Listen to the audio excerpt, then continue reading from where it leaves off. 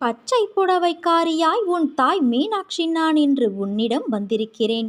என் தங்கமான தங்கப்பிள்ளையே, நீ கஷ்டங்களை சந்திக்க வேண்டி வரலாம். ஆனால் என்னை நினைத்தால் உனக்கு நன்மை கிடைக்கும். நீ தனியாக பயணம் செய்யாதே. ஒரு நண்பனை உடன் அழைத்துச் செல். உன்னுடைய நண்பனால் நீ ஒரு இக்கட்டான சூழ்நிலையிலிருந்து காப்பாற்றப்படுவாய். நீ உயிராய் நினைக்கும் உன் தாய் மீனாட்சியான என்னுடைய சத்திய வாக்கு. எல்லா சந்தர்ப்பங்களிலும் உன்னை அன்போடு அரவணைத்து கொண்டுதான் வருகிறேன். என் பிள்ளை, உனக்கு செய்ய வேண்டியதை தக்க சமயத்தில் நன்கு செய்வேன். சற்று பொறுமையாக இரு. என் மீது நீ நம்பிக்கையாக இருக்கும்போது உனக்கான நியாயத்தை நான் செய்யாமல் போவேனா? நீ இழந்த அனைத்தையும் மீண்டும் பெறுவாய். அதற்கு உன் அன்னை நான் பொறுப்பு. நீ விரும்புவது தாமதமாவது உன்னுடைய கர்ம வினையினால். உன் சந்தோஷத்திற்காக உன் கருமாக்களை தட்சிணையாக நான் எடுத்துக்கொண்டு உனக்கு புண்ணியத்தை உண்டாக்கி கொண்டு இருக்கிறேன். உன் கர்ம வினைகளை விரைந்து முடிக்கவே நானும் போராடி கொண்டு இருக்கிறேன். அதுவரை நீ கொஞ்சம் அமைதியாக இரு. நீ என்னிடம் எதையும் வேண்டினால்தான் நான் செய்வேன் என்று அல்ல. உனக்கு எதை எப்பொழுது எப்படி செய்ய வேண்டும் என்று எனக்கு தெரியும். உன் ஆசைகள் எண்ணங்கள் அனைத்தும் கூடிய விரைவில் நிறைவேறும். எப்பொழுதும் யாரையும் நீ சார்ந்திருக்காதே என் குழந்தையே. உன் வாழ்க்கையில் இக்கட்டான நிலையில் எடுக்க வேண்டிய முடிவை நீயே முடிவு செய். உன்னுள் இருக்கும் நான் அதற்கு உதவி புரிவேன். ஆனால் நீயோ உன் மீது அன்பும் அக்கறையும் இல்லாத உன் சுற்றத்தார்கள் சில பேரிடம் சென்று அறிவுரை கேட்கிறாயே. ஏன்? எவர் மீதும் கோபம் கொள்ளாதே. அது கொடியது. உதவி புரிபவர்களிடம் மட்டுமல்லாமல் உதாசீனப்படுத்தியவர்களிடமும் கூட கோபப்பட்டு விடாதே. அனைவரிடமும் அன்பாக பேசு. நீ வருத்தப்படுவதால் இங்கு எதுவும் மாறாது. நம்பிக்கையோடு கம்பீரமாக உன் குறிக்கோளை நோக்கிச் செல். நீ அதை அடைய நான் உனக்கு துணை இருப்பேன். இது உன் அன்னையின் என் சத்திய வாக்கு. நான் உன் முன்னேதான் சென்று கொண்டு இருக்கிறேன். உன் செயல் அனைத்துமாக உன் அன்னை நான் உனக்கு இருப்பேன். நீ என் பரிபூரண அருளும் ஆசியும் அன்பும் பெற்ற என் செல்ல குழந்தை. எந்த ஒரு சூழ்நிலையிலும் நீ கவலை கொள்ளாதே என் குழந்தையே. அப்படிப்பட்ட நிலையில் நீ என்னை மனதார நினைத்தால் மறுகணமே நான் உன்னுள் இருப்பேன். உனக்கு அதை தாங்கும் வலிமையையும் பிரச்சனைகளை எதிர்கொள்ளும் தைரியமும் உன்னுள் இருக்கும் நானே அளிக்கின்றேன். எனது பக்தனின் வாழ்வில் நடக்கும் எந்த ஒரு செயலும் எனது அனுமதியின்றி நடக்காது. அவனது வாழ்வில் என்ன நடந்தாலும் அவனது நன்மைக்காக மட்டுமே நான் நடத்துகிறேன் என்பதை முழுமையாக அவன் நம்புவான். அவன் வாழ்வில் அனுபவிக்கும் ஒவ்வொரு சுகங்களும் எனது ஆசீர்வாதத்தால் அளிக்கப்பட்டது. தாய் எப்படி தன் குழந்தைக்கு ஒவ்வொன்றையும் பார்த்து பார்த்து செய்வாளோ அதே போல என் செல்ல குழந்தையான உனக்கும் நான் செய்வேன். நீ கவலைப்படாதே என் குழந்தையே. என்னையே முழுமையாக நம்பியிரு. நடக்கப் போகும் அற்புதங்களை மகிழ்ச்சியோடு அனுபவிக்க தயாராக இரு. உனக்குள் இருக்கும் கவலைகளை தூக்கி வீசிவிட்டு உனது அன்னையான இந்த மீனாட்சி தாயின் மீது நம்பிக்கை வை. உன் பொறுப்பை நான் சுமப்பேன். உன் குடும்பத்தை நான் தாங்குவேன். உன் கண்ணீரை நான் துடைப்பேன். இடைவிடாது என்னை நீ நினைத்துப்பார் என் தங்கமே. யாரும் தொட முடியாத உயரத்தில் உன்னை நான் உயர்த்துவேன். உனக்கு என் அருளும் ஆசையும் எப்போதும் உண்டு என் தங்கமே. நீ ஜெயமாக வாழ்வாய். உலக வாழ்வில் எல்லோருக்கும் அவரவர் வினைகளுக்கு ஏற்றவாறு நன்மையோ தீமையோ வெள்ளம் போல அவரவர்களை நோக்கி பாய்கிறது. எது நேர்கிறதோ அதை பொறுத்து கொண்டு எதிர்த்து சமாளித்து நிற்க கற்றுக்கொள். அதை விட்டுவிட்டு புலம்புவதால் எந்த ஒரு நன்மையும் கிடையாது. இந்த உணர்வுகளால் உன் உடல்நிலைதான் பாதிக்கும். உன்னுடைய கவலைகளை தூர எறி. உன்னுடைய துன்பங்களுக்கு முடிவு வரும் நாள் வெகு தொலைவில் இல்லை. உனக்கு நான் அடிக்கடி கூறுவது ஒன்றைத்தான்.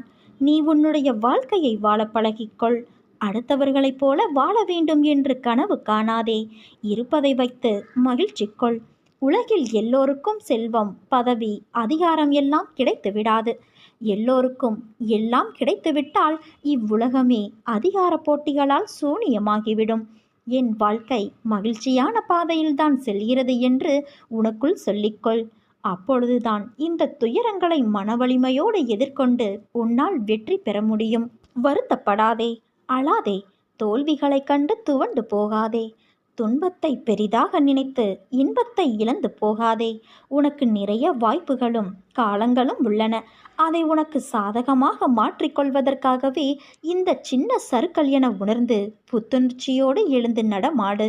உன்னுடைய வாழ்வில் நீ நிச்சயம் வெற்றியடைவாய். நல்லதே நடக்கும். நீ என் பரிபூரண அருளும் ஆசிர்வாதமும் அன்பும் பெற்ற என் செல்ல குழந்தையல்லவா? இப்போது உனக்கு இருக்கும் அனைத்து கஷ்டமும் நிரந்தரமில்லாதவை. அதனால் கவலை வேண்டாம் தங்கமே. விரைவில் உன் நிலை மாறும். உன் அன்னை நான் மாற்றுவேன். வாழ்க்கையில் நீ விரும்பிய அத்தனையும் உனக்கு கிடைக்க வேண்டுமா? துயரத்திலிருந்து விடுபட வேண்டுமா? நீ பட்ட வேதனைக்கு விடை கிடைக்க வேண்டுமா? நீ இழந்ததையெல்லாம் மீண்டும் பெற வேண்டுமா? என் பாதங்களில் உன் பாரங்கள் அத்தனையும் சமர்ப்பித்துவிடு. எதுவும் உன்னை நெருங்காமல் உன்னை பாதுகாத்து நல்ல போதனைகளை உனக்கு போதித்து உன்னை முழுமையாக சரியான நேரத்தில் உயர்ந்த நிலைக்கு நான் கொண்டு வருவேன். பயந்து பயந்து ஓடாதே. ஓடினால் கடைசி வரை ஓடிக்கொண்டேதான் இருக்க வேண்டும். வெறுத்து போய் வேண்டாம் இந்த வாழ்க்கை என்று சோர்ந்து விடுவாய். இதற்காகவா நான் உன்னை படைத்தேன்? உனக்காகவே நான் இருக்கும்போது எந்தவிதமான அவமானமும் கவலையையும் வரவிட மாட்டேன். உன் பாரங்கள் அத்தனையும் நான் மட்டும் சுமக்காமல் போனால் உன் நிலை என்னவாகும்? உனக்கு நித்தமும் வேண்டியதை அளித்து இன்றும் நான் வழி நடத்தி கொண்டு இருக்கிறேன். என்னிடத்தில் எதுவும் இல்லை என்று புலம்பிக் கொண்டே இருக்காதே. நீ தோற்று கொண்டு இருப்பதாக அர்த்தமில்லை. ஜெயித்து கொண்டு இருக்கிறாய். உன் அம்மா நான் இருக்கிறேன் தங்கமே. எப்போதும் கலங்காதே. துயரத்திலிருந்து நீ முழுமையாக விடுபடப் போகிறாய். கரும பலன்களிலிருந்து முழுவதுமாக நீ விடுபடப் போகிறாய். இது உன் அன்னையான என்னுடைய சத்திய வாக்கு.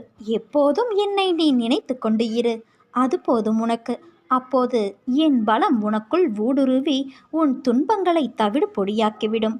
உனக்கு எதிராக செயல்படுபவர்களையும் உனக்கு துன்பம் விளைவிக்க நினைப்பவர்களையும் நிர்மூலமாக்கிவிடும். உனது விருப்பங்கள் நிறைவேற எப்போதும் என்னை நோக்கி நீ பிரார்த்தனை செய்.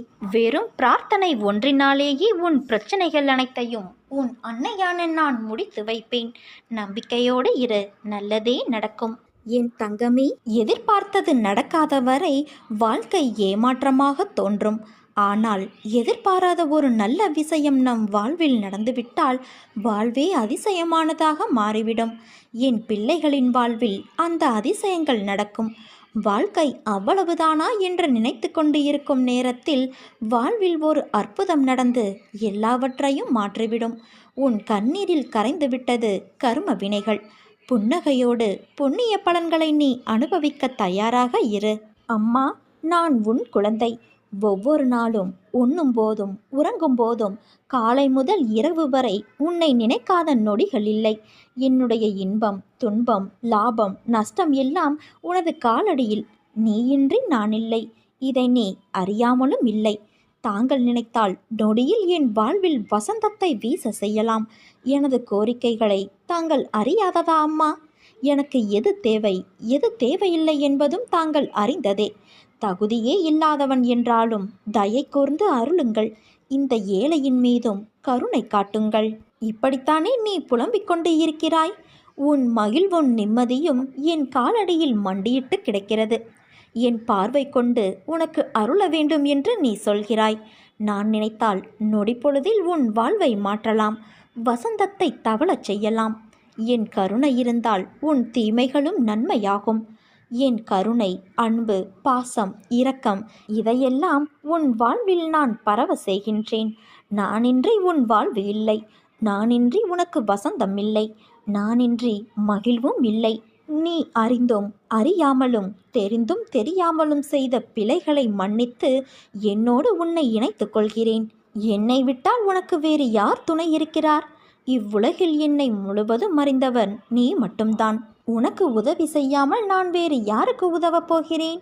நீ படும் துயரமும் அனுபவிக்கின்ற மன இறுக்கமும் அழுகின்ற அழுகையும் என்னை பாடாய்ப்படுத்துகிறது.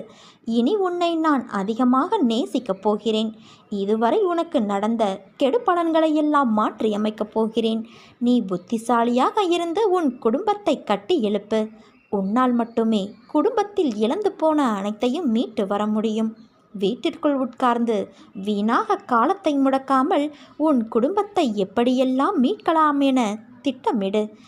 பிறர் உன்னை கேலி பேசுகிறார்கள், குறை கூறுகிறார்கள், அவமரியாதையாக பார்க்கிறார்கள் என்றெல்லாம் கவலைப்படாதே. அவர்கள் எல்லாம் உன் வளர்ச்சி பிடிக்காமல் மீண்டு வந்து விடுவாய் என்ற பயத்தில் புலம்புகிறார்கள். அவர்களுக்கு எல்லாம் ஒரு புன்சிரிப்பை தவிர வேறு எதையும் காட்டாதே. இழப்பிலிருந்து படிப்பை கற்றுக்கொள். எழுந்து கால் ஊன்றி நில். உன்னால் முடியும். உன்னால் மட்டுமே முடியும். நிச்சயமாக சறுக்கலிலிருந்து நீ மீண்டு சாதிக்கப் போகிறாய். உன்னை இழந்தவர்களும் கைவிட்டவர்களும் கடன் கொடுத்து சுரண்டியவர்களும் கதவை சாத்தி கொண்டு போனவர்களும் உன்னை பார்த்து பிரமிக்கப் போகிறார்கள். அதுவரை நான் சிறிதும் அயராது உனக்காகவே உழைக்கப் போகிறேன். நான் உன்னை விட்டு விலகவும் மாட்டேன். விலகி செல்லும்படி நான் விடவும் மாட்டேன். என் பிள்ளையே, உனக்கு தேவையானதை நீ என்னிடம் மட்டும் கேள். அதை நான் உன்னிடம் கொண்டு வந்து சேர்ப்பேன். எங்கும் எப்போதும் எவரிடமும் நீ கெஞ்சாதே. நீ செய்யும் தானமும் தர்மமும் உன்னை 7 தலைமுறைக்கும் கவசமாய் காக்கும். நீ செல்லும் வழிகளில் உள்ள நல்லது கெட்டதையெல்லாம் உனக்கு நான் முன்பே உணர்த்துகிறேன், பலமுறை உணர்த்துகிறேன். ஆனால் உன் பழக்கத்தின் அடிப்படையிலேயே உன் புரிதலும் உள்ளது. அதன் அளவிலேயே நீ புரிந்து கொள்கிறாய். எந்த ஒரு நல்ல பழக்கத்தையும் தொடர்ந்து 21 நாட்கள் பழகு. அதன் பிறகு அது உன் வாழ்வின் கடைசி வரை விடாமல் உன் கூடவே வரும். அம்மாவின் குணாதிசயங்கள் பிள்ளைக்கும் இருக்க வேண்டும் அல்லவா? நீ என் பிள்ளை அல்லவா? என்னிடம் உள்ள நல்ல குணங்கள் உன்னிடமும் இருக்க வேண்டும். இல்லாவிட்டாலும் கொஞ்சம் கொஞ்சமாக பழக்கப்படுத்திக்கொள். நம் மனம் தடுமாறுகிறது, எப்பொழுதும் அலைப்பாய்ந்தபடியே இருக்கிறது. இதை அடக்கி நிலைப்படுத்தும் வழி என்ன? நம் மனம் எப்பொழுதும் எதை பற்றியாவது சிந்தித்து கொண்டே இருப்பதால் தெளிவான முடிவுகளை எடுக்க முடியாமல் தடுமாறும். சின்ன சின்ன விஷயம் அவ்வப்போது நடக்கும்போது அதை பற்றியே பெரிதாக விரிவுபடுத்தி பார்ப்பது மனதின் இயல்பு. உதாரணமாக, யாராவது நம்மை திட்டிவிட்டால் பதிலுக்கு நம்மால் திட்ட முடியாத போது நேரில் கூனி குறுகிவிட்டு அவருக்கு பின்னால் அவரை மனதிற்குள் அதிகமாக திட்டுவது போல, அடிப்பது போல, கொல்வது போல கற்பனை செய்து தன்னை ஒரு பெரிய கதாநாயகனாக காட்டிக்கொண்டு ஒரு பெரிய கதையை பின்னிக் கொண்டு இருக்கும். பொறாமை, சந்தேகம், அவமதிப்பு, கோபம், பயம், அவமானம், பேராசை, தற்பெருமை, கட்டுப்படுத்த முடியாமல் வளவளவென பேசுதல் போன்ற உணர்ச்சிகள் நம்மை தாக்கும்போது மனம் அதிலேயே உழன்று அதில் ஏதோ தீர்வை காண்பது போல தன்னிலே உழன்று கொண்டிருக்கும். உணர்ச்சியை கட்டுப்படுத்த முடியாத போது அதை வெளிப்படுத்தி விடுவோம். மற்ற சமயங்களில் எல்லாமே மனதிற்குள் தான் அரங்கேற்றமாகும். இதனால்தான் மனம் நிலை கொள்ளாமல் தவிக்கிறது. இதை அடக்க வேண்டும். எப்படி அடக்குவது? முழுமையாக அந்த எண்ணங்களும் சிந்தனைகளும் உன்னை கடந்து போகட்டும் என விட்டு விட வேண்டும். கண்களை மூடி அமைதியாக இந்த நிகழ்வுகள் முடியும் வரை உட்கார்ந்து இரு. கரையான்கள் புற்றிலிருந்து புறப்படுவதைப் போல இந்த எண்ணங்கள் மனதிலிருந்து புறப்பட்டு சென்ற பிறகு மனதில் ஒரு வெற்றிடம் தோன்றுவதை உன்னால் உணர முடியும். இந்த வெற்றிடம் துவக்கத்தில் ஒரு சில வினாடிகள் வரை நீடிக்கும். இதையே பழக்கப்படுத்தினால் ஒரு சில நிமிடங்கள் தொடரும். காலப்போக்கில் நிமிடங்கள் மணிக்கணக்கிலாகும். இந்த எண்ணங்களை கட்டுப்படுத்தத்தான் மூக்குக்கு மேலே புருவ மத்தியில் ஒரு கற்பனை உருவத்தை கொண்டு வந்து நிறுத்தி கொண்டு அதில் பார்வையை செலுத்துவார்கள். இப்படி செய்து வந்தால் எண்ணங்கள் தடைப்பட்டுவிடும் என்பது நமது முன்னோர்கள் கண்டறிந்த உண்மை. இதை நீ பின்பற்றிப்பார். எதன் மீதாவது ஆசைப்படுவது, எண்ணமிடுவது ஆகியவற்றாலும் மனமானது அலைப்பாயும். என் மீது பாரத்தை வைத்தால் நாளடைவில் அனைத்தும் சரியாகும் குழந்தையே. எல்லோரும் உன்னை நேசிக்க மறந்த நாட்களில் கூட நான் உன்னை நேசித்தவள். அனைவரும் காயப்படுத்திய நாட்களில் உன்னை அன்போடு அணைத்தவள் நான். உன் உறவுகள் தூரம் சென்ற நாட்களில் உன்னை விட்டு விலகாதவள் உன் அன்னையான நான். என்னை எப்போதும் நீ மறந்து விடாதே. உன் மனம் படும் பாட்டை அறிந்து நீ கேட்காமலேயே உனக்கு வேண்டிய பல நிகழ்வுகளை உனக்காக நான் நிகழ்த்துவதை இப்போது நீ உணர்ந்தாயா? இப்போதாவது நீ மகிழ்ச்சியோடு இருக்கிறாயா? நான் முன்பே கூறியது போல உனக்கு தேவையானவற்றை நான் உன்னிடம் கொண்டு வந்து சேர்ப்பேன் என்று கூறியிருந்தேன். அதேபோல அனைத்தும் உன்னிடம் வந்து சேரும்.